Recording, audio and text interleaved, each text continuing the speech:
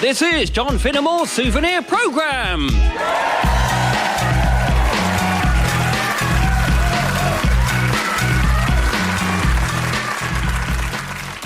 Hello. I saw your sign. Yeah? Man and van. That's me. No job too big or small, satisfaction guaranteed. That's right, yeah. Good, good. You see, I have a killer whale. A what? An orca, if you prefer. And I need it moved from SeaWorld Bristol to Edinburgh Zoo. Right. She weighs 6.5 tons and must, of course, be kept in strictly temperature-controlled salt water at all times. Why are you telling me this? Well, it's a big job. Yeah. And for you, of course, no job is too big. Well, within reason. Oh, within reason? Yeah, obviously within reason, yeah. I mean, you need a specialist for something like that. Well, interestingly, no, I don't. Because I do not, in fact, have a killer whale or indeed an orca. Then what I have is a crusading desire to correct false and misleading advertising wherever I can. Get out. So I take it you will amend your sign? Come on, clear off, you weirdo. To read some jobs too big. I mean it. Shut off. Wait, I've got another job for you. I don't want to hear it. Get out. No, really, a real job. I'll pay you. What is it? I want you to pick something up for me. What? A packet of crisps. A packet of crisps? No job too small. Where from? What? Thank you. My pleasure. That'll be 300 quid. Halt, traveller. In your quest to reach the Sapphire City, you must now pass this test. Before you are 2 doors. Behind one lies the path you seek. Behind the other, a tiger with a gun. In front of each door is a guard. One always lies, the other always tells the truth. You may ask... Oh, right, yeah, this one, yeah. You? Hello. If I asked the other guy which door led to the city, which would he say? He'd say this one. Then I, my friends, will go through the other. Yeah, well done. Nice to meet you. You know, we really need a new puzzle. Yeah. Yeah, I totally disagree. Honestly, it's getting ridiculous. Everyone knows the answer these days. You're absolutely wrong. They never know the answer. They always get eaten by the tiger, and it's not annoying at all. I mean, that poor tiger hasn't eaten for weeks. And I really love how smug they always are about it. Yeah, me too. Whoever it is pays us to sort of guard these 2 doors really ought to do something about it. No, they shouldn't. It's fine the way it is. Excuse me. Oh, sorry, didn't see you. Halt, traveller, on your... No, I'm not actually a traveller. Aren't you? Yes, I am. I'm a traveller seeking the Sapphire City. Right, well, before you are 2 doors. No, sorry, I'm not a traveller. I'm a new guard sent to join you. What, a new guard? We've been told all about a new guard, and we're expecting you. Don't mind her, she always... Hang on, are you sure you're not a traveller? Because I'm not allowed to say this to travellers. Yes, I am a traveller, I told you. So what's up with these doors, then? You are a traveller? No. I think he really is a traveller. No, nor do I. But if you're a guard, what's your rule? I always tell the truth. Well, that's no good. That's what I do. I always tell the truth. Yeah, me too. I always tell the truth. We can't all tell the truth. She doesn't. She always lies. But I do always tell the truth, so you can't do that. I don't always tell the truth. I alternately tell the truth and lie. Do you? No, I always lie. But that's not what I always do. Look, how can we work out what your rule really is? Well, logically, when I said I always lie just now, that's something that could only be said by someone who sometimes lies and sometimes tells the truth. Yes, that's true. No, it's not. No, it's not. Isn't it? Yes, it is. Hang on. Let me start again.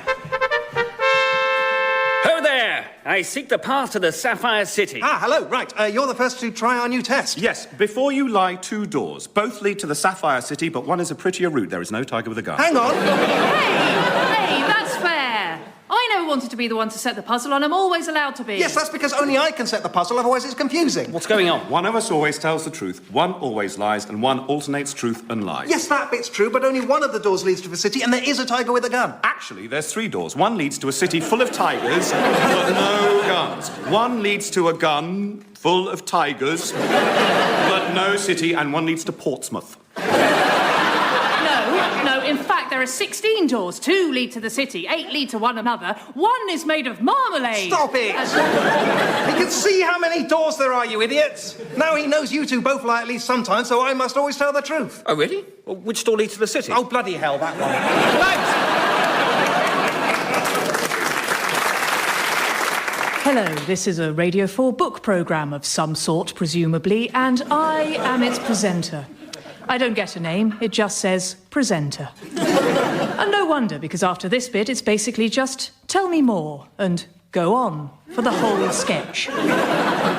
Joining me now is Nicholas Bolton, the editor of a new book, 500 Things to Do Before You're 30. Nicholas Bolton, welcome to the show. Tell me more.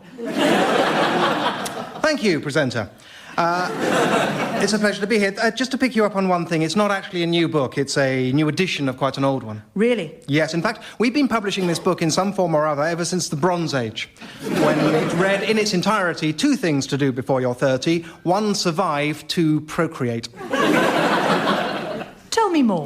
Well, this was the version we carried on publishing unchanged for the overwhelming majority of all human history. Eventually, and in relative terms incredibly recently, we added a 3rd thing to do in some markets, try to find a way of not minding too much about death. Go on. Well, these 2 or 3 things to do before you're 30 were more than enough of a challenge for almost everyone who ever lived, until just a couple of dozen years ago, when incredible advances in first world standard of living meant we could suddenly revise it up to 50 and start making people feel inadequate for not paragliding, swimming with dolphins or going to Bali. And that's the version you're reissuing this year? Yes, only it's now 500 things to ensure that not even the most dedicated, time and money-rich 20-something can possibly achieve them all. So, can we expect 1,000 things next year? Well, no, because during the course of this interview, I've become overwhelmed with shame. And I've realised that while there's nothing wrong with telling people about exciting or interesting things they might not have thought of doing, it's pretty twisted to turn that into a guilt trip that uses people's natural anxiety about making the best use of their time on Earth as a stick to beat them with, and incredibly arrogant to set ourselves up as the arbiter of things people must do at all, let alone putting a sodding time limit on it. So we're going to go back to basics, call it 2 things to do before or after you're 30 and give it away free on a postcard. So back to survive and procreate? No, because most people who can afford books survive to 30 anyway, and it turns out you don't need to procreate if you don't want to. It's going to read 1, be kind, 2, have fun. Hi, this is Katie. Leave me a message. Oh, hi, Katie. It's Chris here from the pub. Not from the pub. I mean, we met in a pub. I don't live in the pub. But my friends would tell you otherwise. No, they wouldn't. I'm a very moderate drinker. Though, I'm fun. I can let my hair down. What's left of it? No, there's plenty left of it. It's just going a bit on the crown. It's not... Anyway, it's Chris, and I'm going to record this again. To re-record your message, press 1. To listen to your messages, press... Oh, hi, Katie. It's Chris here. We met the other night in the pub I sometimes, but not always, go to. At Ben's birthday. Well, I always go to Ben's birthday, but it's not always in the pub. And I go to the pub at times that aren't Ben's birthday, but this wasn't one of those times. It was Ben's birthday, and it was in the pub. Well, you know that because you were there. That's where we met. And bloody hell, Chris, pull yourself together. To re-record your message, press... Oh, hi, Katie. It's Chris here. We met at Ben's birthday. Anyway, look, I've no idea if you'd be interested, but I remember you said when we were talking you like music and... Well, I mean, obviously everyone likes music. Sorry, I don't mean that's a stupid thing for you to say. I just mean it's stupid of me to think that just because you like music, you necessarily want to... Oh, shut up, you stupid whittering git! To re-record your... Oh, hi, Katie. It's Chris here, from Ben's party. A bit out of the blue, but we were talking about music, weren't we? And I've actually got a couple of tickets to that band I was telling you about. Well, I haven't got them yet, because you might say no, but I could get them if you... I mean, anyone could get them. I'm not saying, hey, I'm amazing, I can get these tickets. I'm not sold out or anything. They're not that popular. I mean, they're good, but for God's sake, what's the matter with you? To re-record your... Oh, hi, Chrissy, it's Kate here. Oh, for...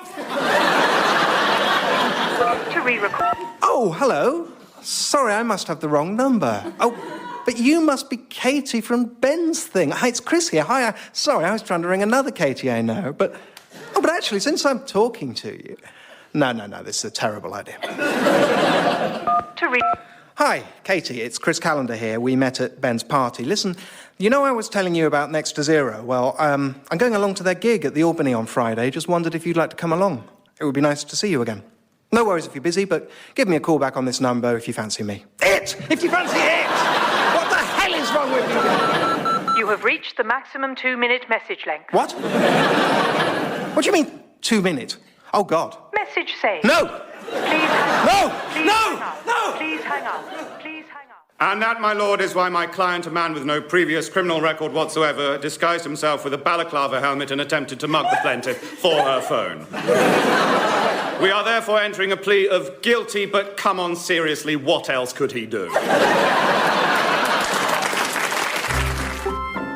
One day, Pooh Bear was on his way home with a brand new jar of honey. And he was just deciding whether it was a late 11s sort of a jar or a little something before lunch sort of a jar.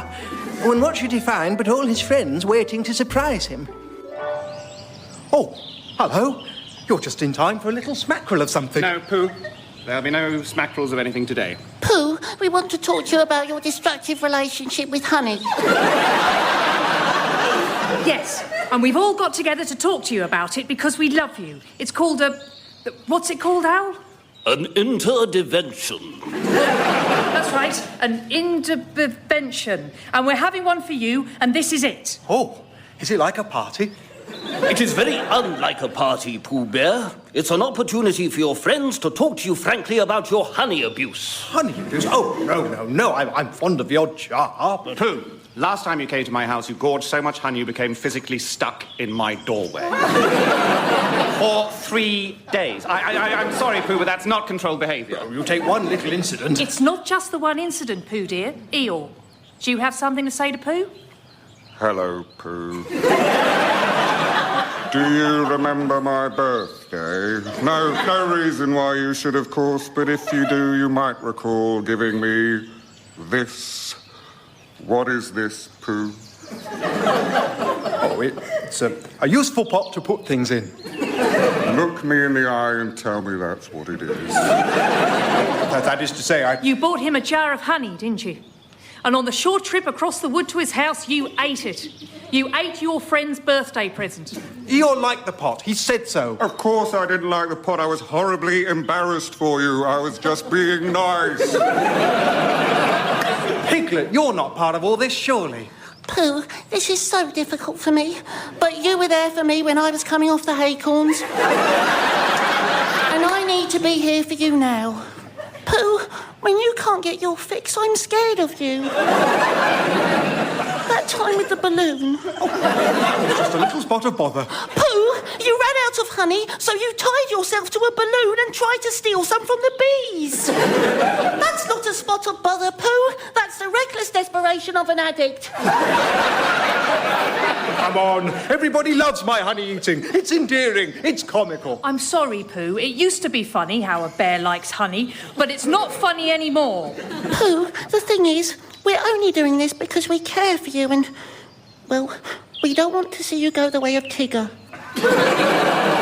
Tigger? Oh, God, am I like Tigger? Don't you bring Tigger into this. Tigger's just a bouncy boy who likes his strengthening medicine. Kanga, Tigger is a psychotic tiger with a steroid addiction. And if that's how people think of me, all right. Thank you, friends. This afternoon, I'm throwing away my honey. Well done, Pooh. We're sorry to be so hard on you, but we just had to say something, didn't we, Al? Indeed we did, Christopher Robin. It was the heffalump in the room that no one was talking about.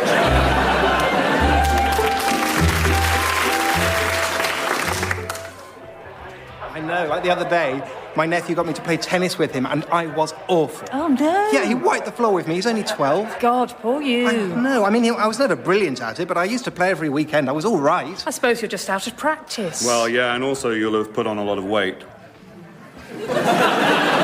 What? Well, no offence, but you are quite fat now. I assume you weren't when you were playing tennis every week. Sorry, have we met? No. Oh, sorry, yeah, I should have said I'm the sort of person that likes to speak my mind. Oh. Yes, that's the thing about me. I'm afraid I don't really hold with political correctness. I mean, when you think about it, why should I have to filter what I say because someone else might not like my opinions? No, I just call a spade a spade. Oh, Kate's gone. Oh, well, that's very, refreshing, I suppose. I think so. It's more honest, isn't it? Do you find people sometimes get offended? Well, sometimes, yes. But the way I see it, I speak as I find, and if people don't like it, that's their problem, really. I agree, actually. You're quite right. I'm glad to hear it, because I'm like kind of a Marmite person, actually. People either love me or hate me. Yeah, I bet they do. Well, if you'll excuse me. What? Well, I need a wee. Oh, right, OK. Excuse me. So, how do you come to know... What are you doing? You said you were going to the loo. No, I didn't. I said I needed a wee. Oh, sorry, I should have said. I'm the sort of person that just wheezes on the floor. That's disgusting! Yeah, that's the thing about me. I'm afraid I don't really hold with going to the loo. I mean, mean, when you think about it, why should I have to go off to a little room because someone might not like my urine? I just wee where I stand. It's more honest, isn't it? But you're splashing me! Yeah, well, people do get splashed sometimes, but the way I see it, I urinate where I like, and if other people don't like it, that's their problem, really. You're disgusting! Yeah, well, I'm kind of like a Marmite-flavoured toothpaste person. People hate me.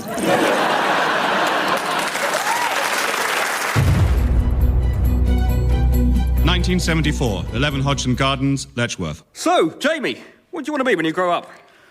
Thomas the Tank Engine. Oh, bless him. Oh, you can't be an engine, Jamie, can you? I mean, what job do you want to do? I want to be the man who makes the noise of the TARDIS. Actually, he's very good. Do your TARDIS noise for Uncle Brian, Jamie. Shy. Go on.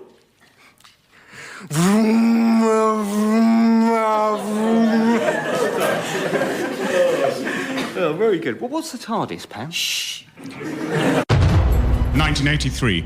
James, now you're 15, your dad and I really think you should work out what you might want to do after school. I have, actually. Oh, good. What are you thinking? I'm going to be the man that makes the noise of the TARDIS.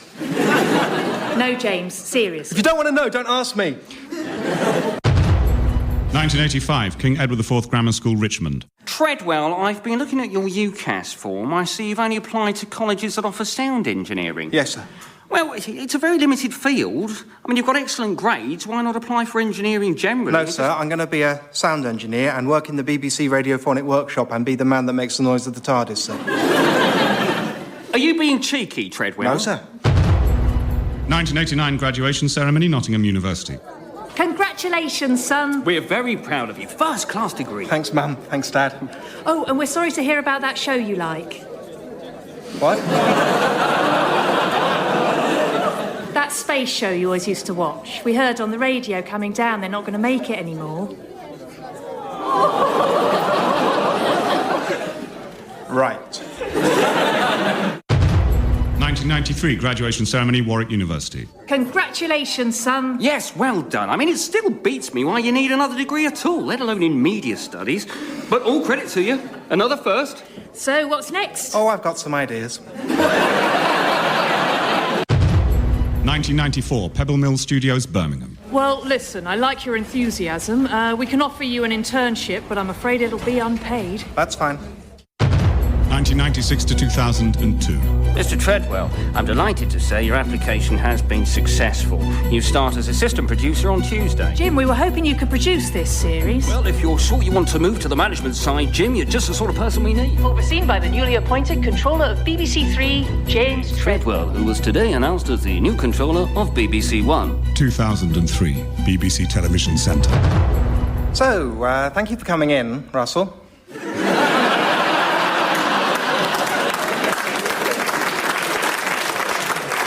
I've been looking through your pitch documents. You've got a lot of good ideas. Well, thank you very much. I'm particularly excited about it. Forgive me, though, there's something I'd like to pitch to you. I think it's about time we brought back Doctor Who. Doctor? Oh, yes, I mean, that would be my absolute dream job. Good, good. It would need careful handling, though. I mean, for instance, random example, where would you get the noise of the TARDIS from? Well, is the BBC Radiophonic Workshop still going? I'm afraid not, but there's an excellent sound department at BBC Cardiff. Well, there then, I suppose. I'm very pleased to hear you say that. 2004. In a surprise announcement, the controller of BBC One today announced he was stepping down after only 2 months in the job. He will instead be taking up a relatively junior post as overseer of sound production at BBC Cardiff. 2005, Cardiff. Hello? Oh, is that Jim? It's Russell here. Jim, we've just opened the effects package you sent us. I think there's been a mix-up. I don't think so. Well, listen to this. This is how the TARDIS effect you sent us is coming out.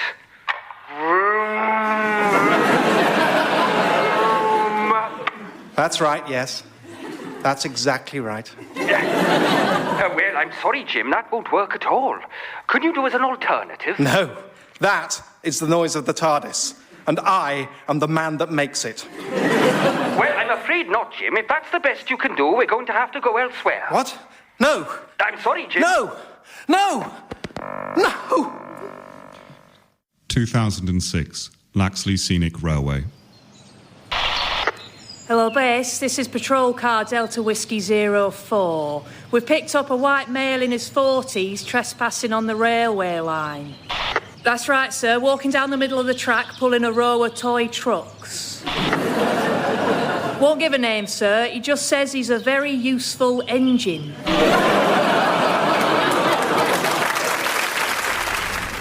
Of course you must. I mean, you've just got to. How can I, Matt? How can I leave you and the kids for so long? Because you'll never get another opportunity like it. It's not just the job you've always wanted, it's an all-expenses-paid trip to Barbados, for God's sake. I know, but 6 months? I don't think I can, and it's not fair on you. Look, I'll cope. I've got some leave saved up. My sister will help out. We'll make this work somehow. You just can't pass this up. I don't know. Tina, you have to. Listen to me. You have to go. Hello? Oh, hi, Matt. It's Paul. Is your wife around? Oh, didn't you hear? She's gone to the West Indies. Oh, Jamaica? Yes, I did.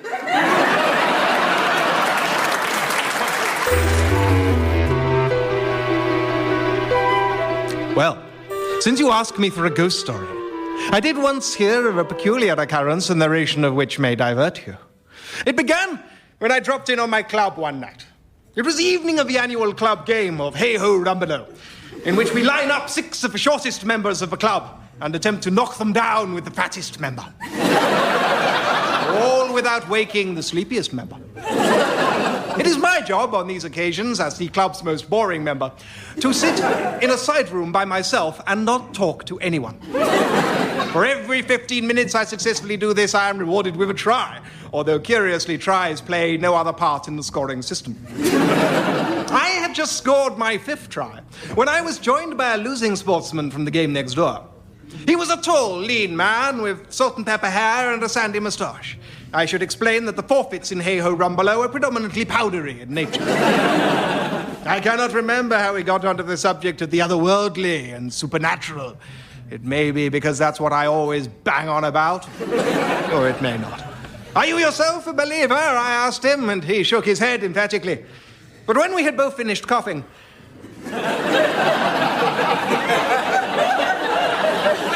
I noticed he seemed suddenly unsure.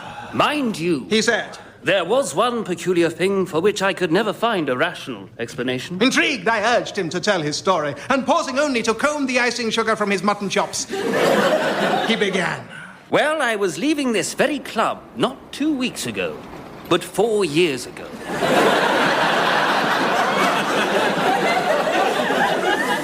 It was a cold night, and I reached into my jacket pocket. I tell you this partly because it is germane to my story, and partly because I like saying jacket pocket. Jacket pocket. Jacket pocket. It was my tobacco pouch, I thought, but instead I found a letter. But a letter I had not put there myself, and indeed had never seen before. Was it an epistle from the other world?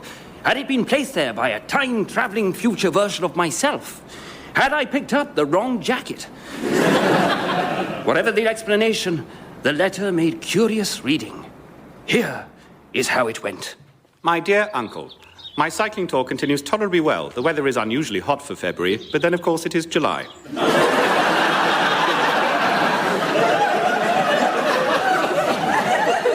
I have taken lodgings for a few days at a quaint inn by the name of the Horse and the Other Horses, where I intend to do a little angling, a little reading, and a little smack.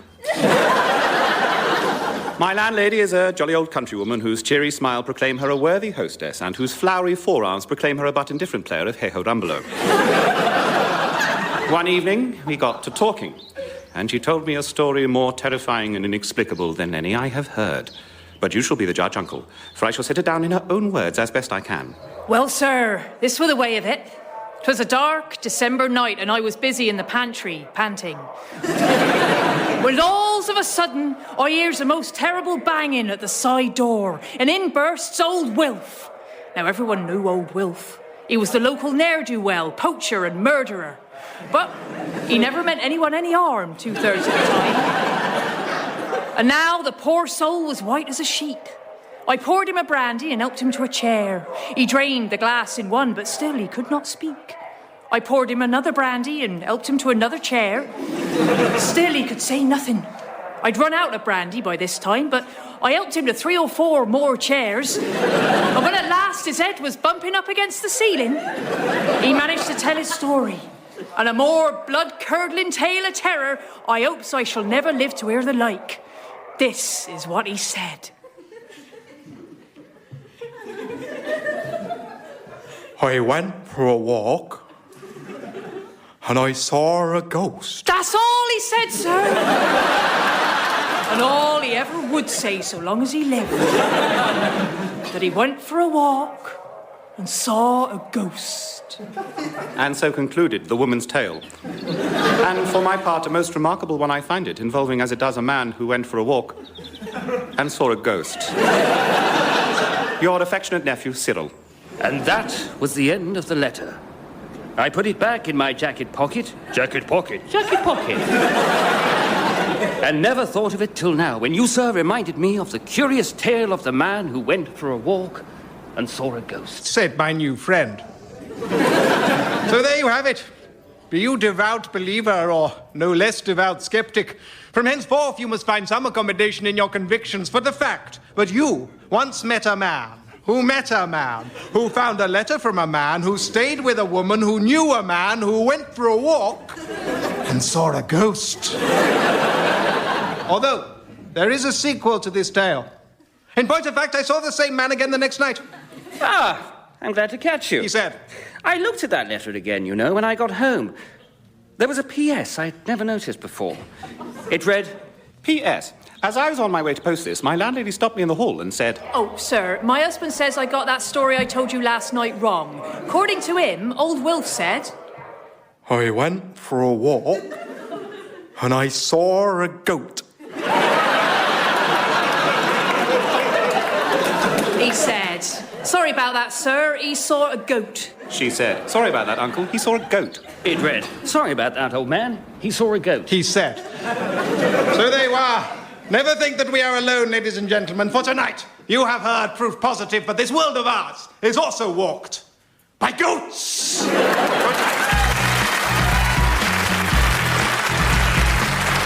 John Finnemore's Souvenir programme was written by and starred John Finnemore with Simon Kane, Carrie Quinlan and Laurie Lewin. The producer was Ed Morris.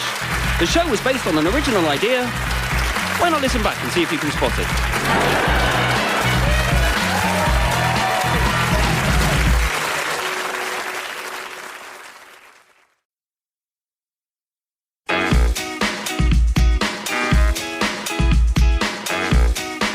This is John Finnemore's Souvenir programme.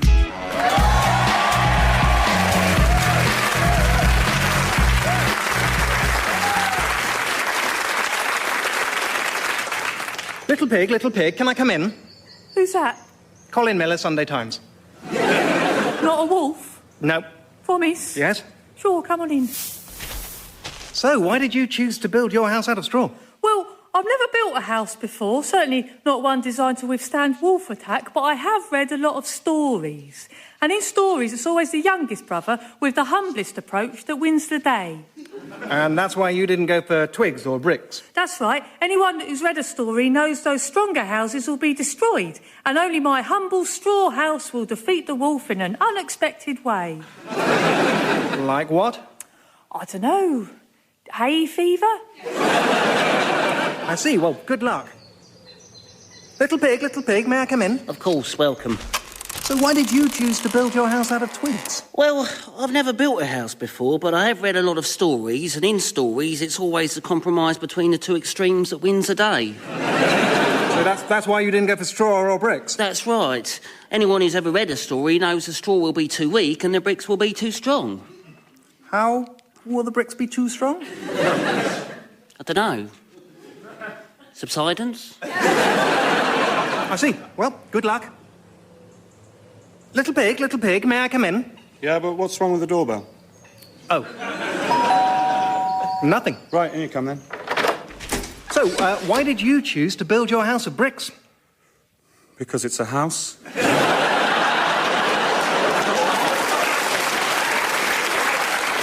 Right, and that's why you didn't go for straw or twigs. Well, that didn't even really cross my mind. Right, but I've spoken to your brothers, and they both say that in stories... Yeah, well, I've never read a story, but I have seen a lot of houses. And they're usually built of bricks, so I built this house out of bricks. Aren't you afraid the apparent stability of the bricks makes them all the more at risk from a narrative twist?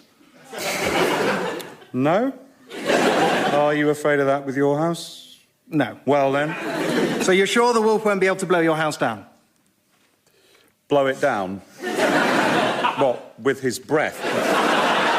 No, I just... Look, basically, what I've done is build a house. Robert has built a kind of ethnic hut, which is nice. I don't even know what Ethan thinks he's built, an art installation. I mean, never mind a wolf, he's in trouble if it rains. This is a house. Well, it's getting late. The wolf will be here soon. Are you off? I thought you might want to stay with one of the other guys. With their narrative protection. Actually, if it's all right, I might stay here. Well, blow me down. RAF Korfmallen, Top Secret Air Ministry Research Station, June 3rd, 1940. Prime Minister. Wing Commander, I trust you have good news for me. I hope so, sir. If you'll follow me, you'll be aware, sir, that we've been putting out the story that our fighter pilots are on a strict diet of carrots, and the resultant vitamin A boost is improving their eyesight and allowing them to see in the dark. Yes, rather childish nonsense, isn't it? Of course. And are the Germans falling for it? No, sir. No, we think that they have discovered that this is merely a cover for Mr. Watson Watt's experiments with electromagnetic waves, the so-called radar system. Indeed. And are they falling for that? Well, sir, as far as we can tell, we think they are. Excellent. Whereas the truth is... The truth, sir, lies behind these doors. A room full of cats, just as I thought. As you thought, sir? What other explanation could there be? Suddenly our crews can inexplicably see in the dark. To the thinking man, there is but one explanation. Clearly you are training cats as navigators. You're a great man, sir, and we're lucky to have you. Yes, sir, we are. After all, we have long used dogs in the military. Cats are not only far more intelligent, but have exceptionally good night sight. Let us give you a demonstration. Chovers? Yes, sir. Hello, sir. Bring me Flight Navigation Officer Sooty. Right away, sir. Here he is, sir. Meow. Put him through his paces, Chovers. Yes, sir. All right, Sooty. Don't let me down, old chap. Church with a spire. Meow. Church with a steeple. Meow. Well done. May I? Please. Bridle path permitted for public use. Meow. Meow. Meow. The Krupp Munitions Factory in the Essen.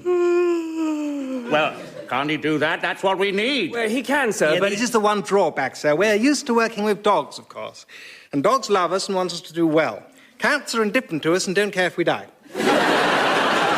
So we have to keep a constant reward system in operation. Chovers, rub the navigation officer's tummy. Yes, sir.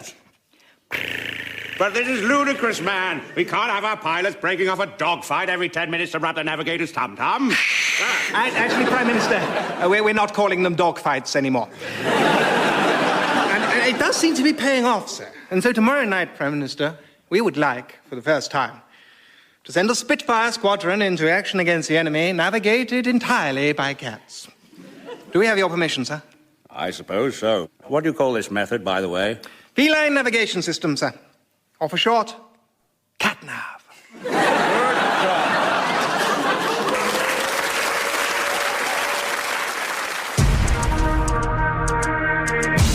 This week, I'm talking to Andrew Wilson, Professor of Biogenetics at the University of York, and tireless champion of the theory of evolution.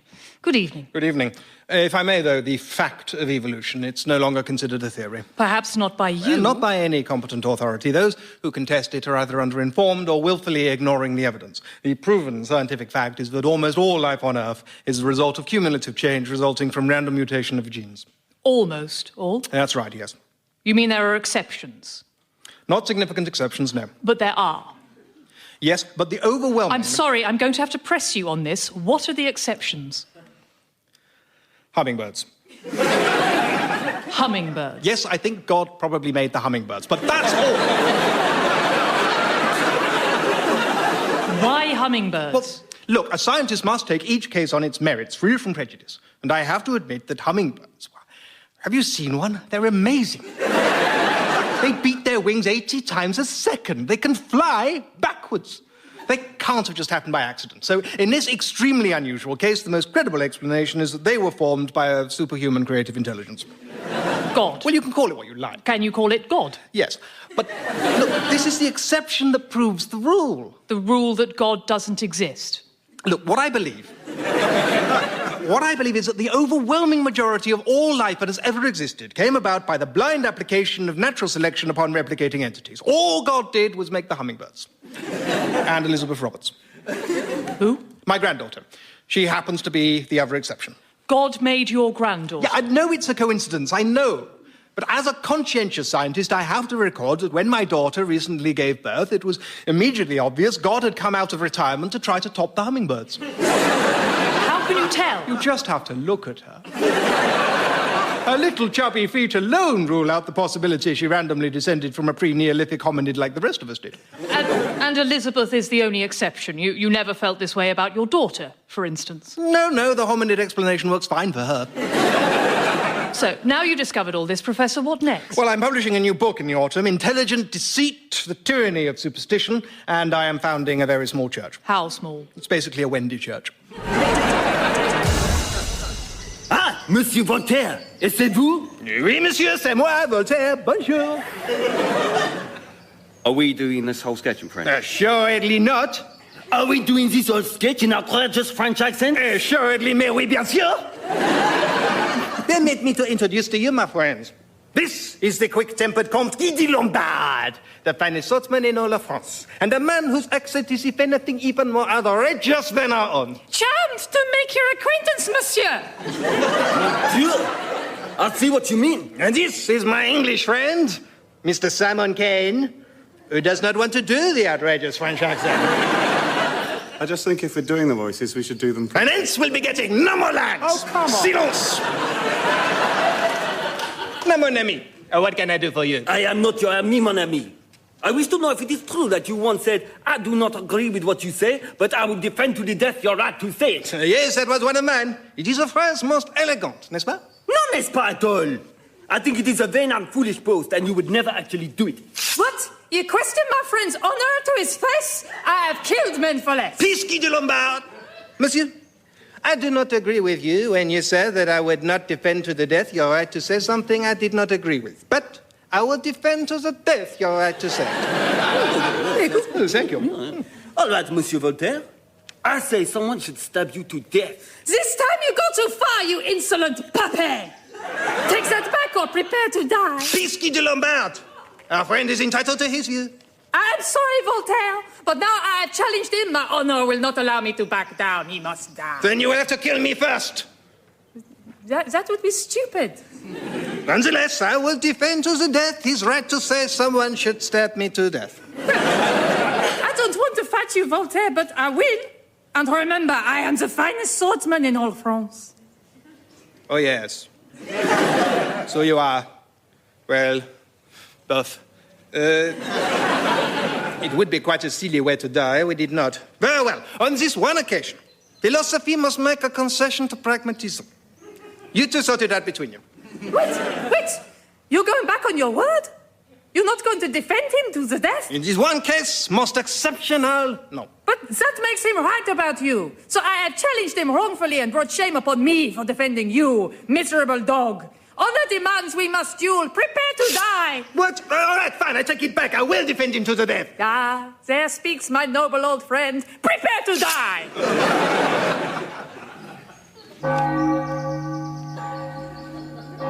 And so we say farewell to our friend Voltaire, who died, as so many Frenchmen do, in a freak philosophy accident.